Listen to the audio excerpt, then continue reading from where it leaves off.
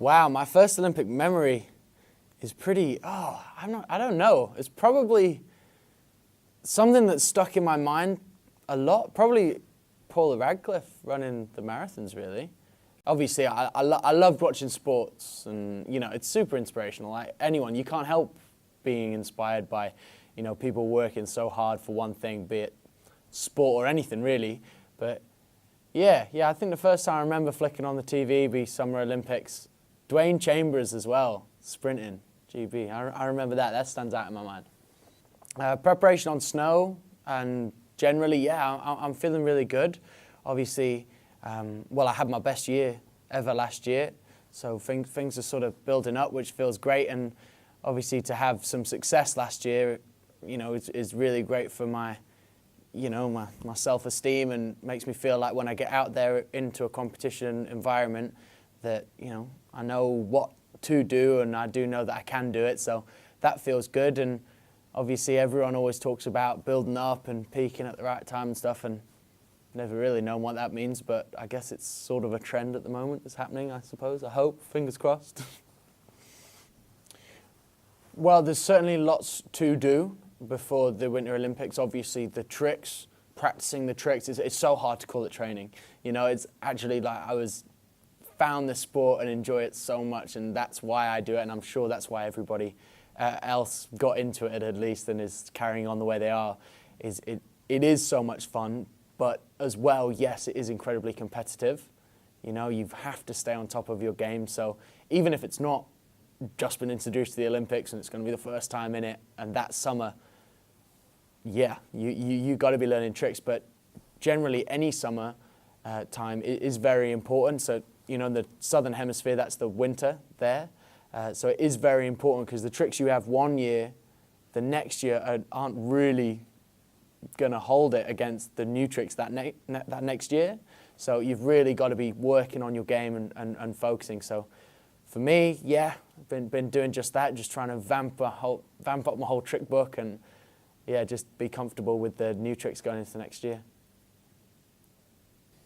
Yeah, it's been really, really crazy with media interest just recently. I mean, with slopestyle skiing, snowboarding, and halfpipe as well, just being added into the Winter Olympics is it's kind of hit us all at once and very suddenly just after London, especially, and I reckon London 2012 Olympic Games really vamped up the interest from everybody. And wow, the media seems to really be kicking in. I can't believe it.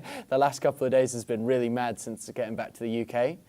But I got to be honest, I kind of like it. It's really nice to, feel like people are supporting you and people are interested. So that definitely gives you a bit of motivation, and feels good. Oh, my motivation is, I don't know. I feel like what my goal has always been is to just be the best that I can be in any situation that sort of presents itself. And obviously skiing and competing is quite a big situation presented. So it's something that I love doing, obviously. So that's a start. I want to be the best that I can be in skiing. So that's definitely something. And seeing, like we spoke about before, the Winter Olympics in London, just the regular Summer Olympics in London, and knowing that this is the first time that any slopestyle competitor have ever dropped in at the Winter Olympic Games, that's pretty big motivation as well. And obviously there's plenty riding on everything, and it's just fun to be a part of it. So I'm pretty happy. That's good motivation for me. Oh, I get inspiration from so many places. It's really crazy, and it kind of sounds dumb, but there isn't really one thing that inspires me the most.